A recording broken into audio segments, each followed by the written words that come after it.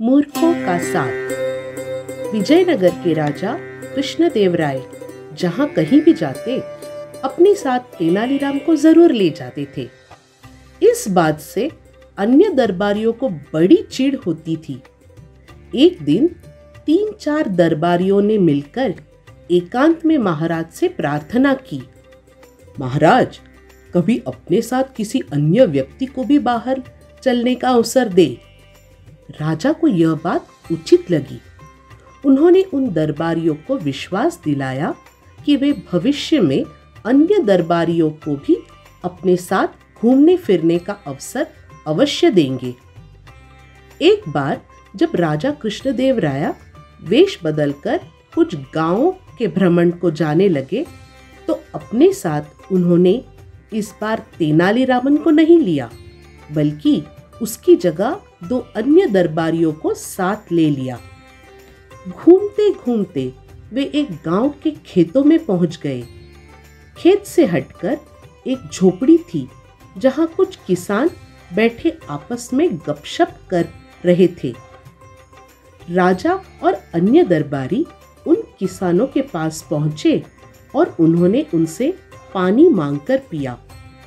फिर राजा ने किसानों से पूछा, कहो भाई लोगों, तुम्हारे गांव में कोई व्यक्ति कष्ट में तो नहीं है? अपने राजा से असंतुष्ट तो नहीं है?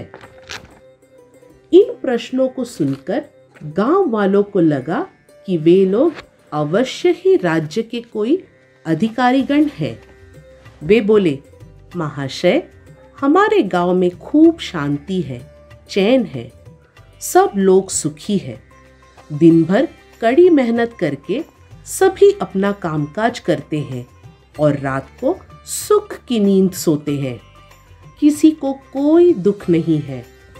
राजा कृष्णदेवराय तो अपनी प्रजा को अपनी संतान की तरह प्यार करते हैं, इसलिए राजा से असंतुष्ट होने का तो कोई सवाल ही पैदा नहीं होता। इस गांव के लोग राजा को कैसा समझते हैं? राजा ने एक और प्रश्न किया।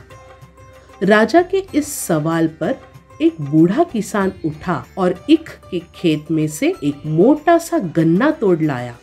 उस गन्ने को राजा को दिखाते हुए वह बूढ़ा किसान बोला, श्रीमान, हमारे राजा कृष्णदेवराय बिल्कुल इस गन्ने जैसे हैं।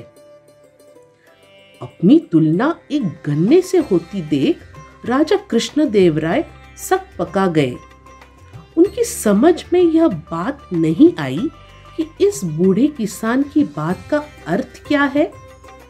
उन्हें यह भी समझ न आया कि इस गांव में रहने वाले लोग उनके लिए क्या विचार रखते हैं। राजा कृष्णदेवराय के साथ जो अन्य साथी थे, राजा ने उन साथियों से पूछा, इस बूढ़े किसान के कहने का क्या अर्थ है? राजा का यह सवाल सुनकर अन्य साथी एक दूसरे का मुंह देखने लगे।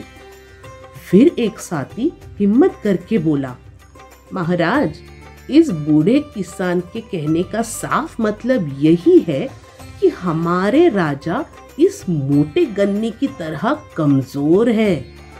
उन्हें जब भी कोई चाहे एक झटके में उखाड़ सकता है, जैसे कि मैंने यह गन्ना उखाड़ लिया है।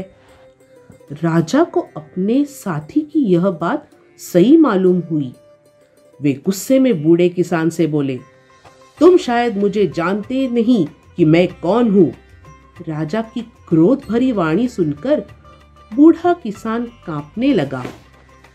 तभी एक अन्य बूढ़ा किसान खड़ा होकर नम्र स्वर में बोला, महाराज, हम तो आपको अच्छे से जान पहचान गए हैं, लेकिन हमें दुख है कि आपके साथी ही आपके असली रूप को नहीं जानते।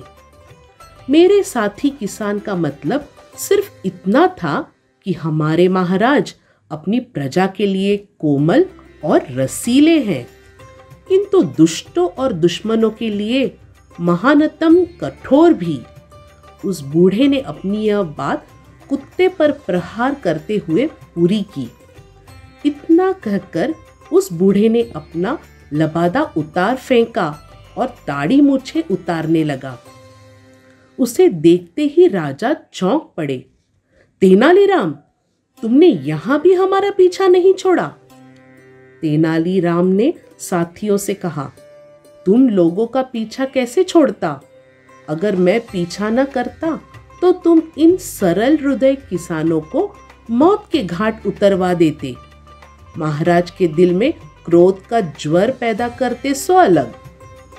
तुम ठीक ही कह रहे हो तेनालीराम। मूर्खों का साथ हमेशा दुखदायी होता है। भविष्य में मैं कभी तुम्हारे अलावा किसी को साथ नहीं रखा करूंगा। उन सबकी आपस की बातचीत से गांव वालों को पता लग गया कि स्वयं महाराज उनके बीच पधारे हैं और उनके साथ पहले से बैठा बूढ़ा किसान तेनालीराम है। वे सब उनके स्वागत के लिए दौड़ पड़े। गांव वालों ने बड़े ही मन से उनकी आवभगत की। राजा कृष्णदेव राय उन सभी ग्रामवासियों का प्यार देखकर आत्मविभोर हो गए।